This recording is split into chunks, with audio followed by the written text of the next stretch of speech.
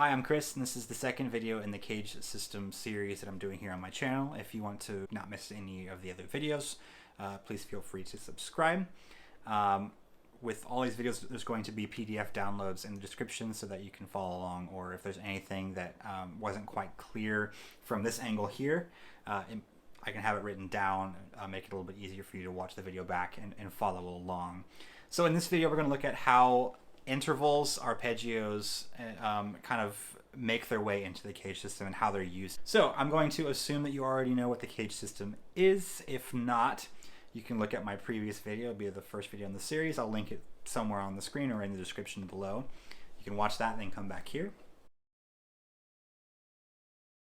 By learning the intervals on all the strings and knowing where your root notes are, you can more readily find where your chords are at. Since the guitar is always going to be tuned the same way, unless you're crazy good and you're changing tuning while you're playing, your intervals are always going to be in the same relationship to each other. So if you start learning where they're at, you'll be able to find your way around the neck that much easier. The traditional CAGED system uses major chords, and there'll be a video about other chords in the future, but for this example, we're going to stick with major chords.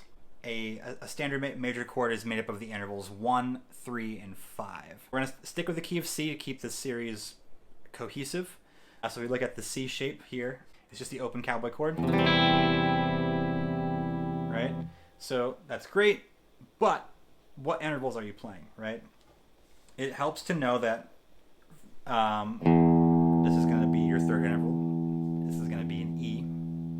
If you're thinking of it as a C chord. This is going to be your root, or the 1, which is the C. This is your third again, so it's the E. That is your G. That's your fifth interval. There's your root again. That's number 1, and that again is another third. So you see there, every note that we're playing is either a C, E, or G. If you play those notes in any order, it's going to be a C chord, right? That's the great thing about CAGED, is that as we move through, you'll see that all the notes that we're playing are some combination of C, E, and G, right? So we're going to move from the C-shaped C chord, we're going to move up to the A shape. All right, and now in this position, I'm not playing every string. I'm playing my root here is on the A string. My fifth right here on the D string, 5th fret. We're going again to the 1, which is the 5th fret of the G string. And we're playing the our third interval. That's our major third. That's going to be on the 5th fret of our B string. In the G shape, we have here our root note, the 1, on the 8th fret of the E string. We have our third, which is an E, on the A string here. It's the 7th fret.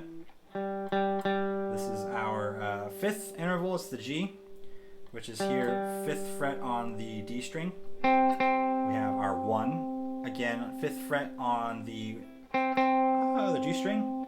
And then on the B string, 5th fret, we have another third. Right, so that's another E right there. And if I was to play it there, that's our 1 again. Moving on from the G shape to the E shape. Right, we have root note here on the 8th fret E string, 5th interval here on the 10th fret A string. We have the root note again on the 10th fret of the D string. We have the third interval, our 3, which is our E. That's going to be on the 9th note of the G string. We have a 5 here on the 8th fret of the B string. Another 1 located on the 8th note of our high E string. Right? So we go from E to our D shape. This one's a little bit trickier, but 12th fret on the E string is our 3. 10th fret on the A string is our 5. We have our root note, the 1, on 10th fret D string. 12th fret on our G string. It's going to be a 5 again. Then we have another root note on the 13th fret on the B string. And then if I was playing it, it's going to buzz again it is our third interval on the 12th fret of our high E string. So that's our D shape. That's the entirety of CAGED, and that repeats over and over again.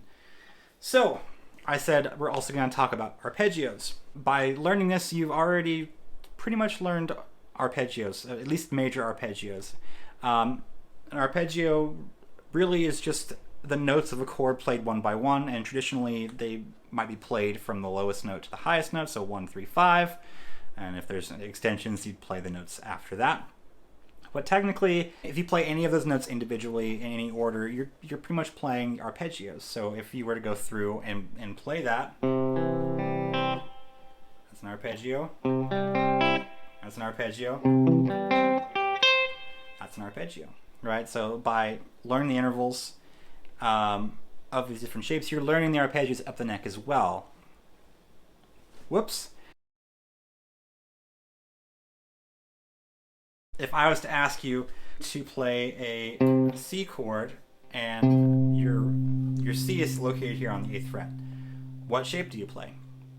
If you're very comfortable with the CAGED system, you'll start to realize that, okay, cool, my intervals are always going to be on the same string if they're made with the specific shapes, right? So since every shape kind of overlaps a little bit, it can technically be two different shapes, right? So if I have a C here on the 8th fret, I can play the E shape, that counts, but I can also play the G shape, right?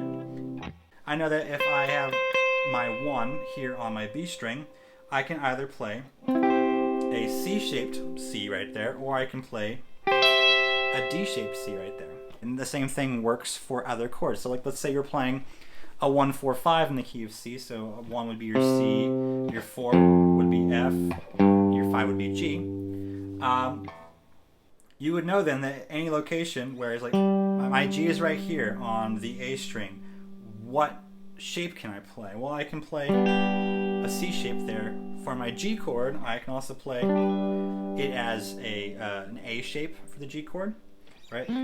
That's my C. I can play a E shape right there. If my F is located there, again the same thing. I can play A shape right there, or I can play it as a C shape right there. So if you found anything in this video useful, please feel free to like, comment, and subscribe. If you have any questions for me, leave it down below in the comments and I'll definitely get back to you. Thanks for watching and hope you enjoyed.